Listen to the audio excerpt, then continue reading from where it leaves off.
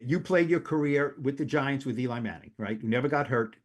Solid as a rock. You're a friend of his. Okay, so you know what that looks like.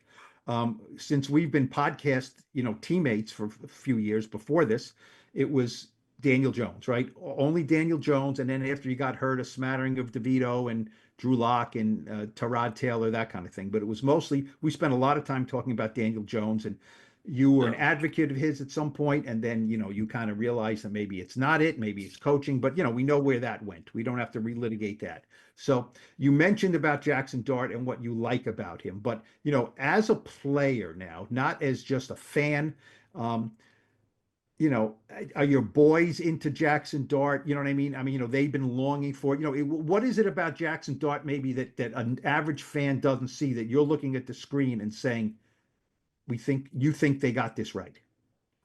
Um, First of all, play matters, right? He can Mhm. play.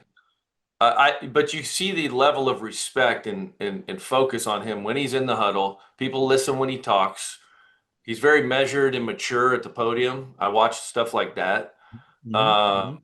and he loves ball. He cares. Like people can make fun of him for crying on the sideline or maybe having his head down and being emotional about a loss. That matters to me because I know he cares.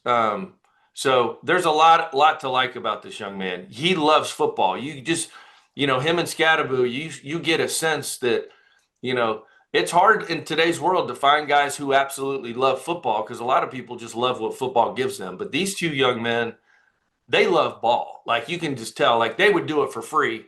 It looks like to me, uh, if and play in the NFL, but they just love ball, and I see it. It comes through the TV, and a lot to like for and we'll see where Skattebo ends up with the injury. That was a nasty thing that happened, but listen, for me being a Giants guy out in Kansas City, I just had people around town telling me how much they can't wait to watch the Giants play. Like that's Paul. That's never happened in a decade of living here ever. People are always, they know me as the Giants guy, and man, I love that Skattebo and Dart. Love that Skattebo and Dart. That's all you heard around town, and so that was kind of exciting. I said, yeah, look, they're fun to watch, and I'm glad we got them, and so that is cool. So I know that what they're doing is resonating not only with Giants fans but with NFL fans.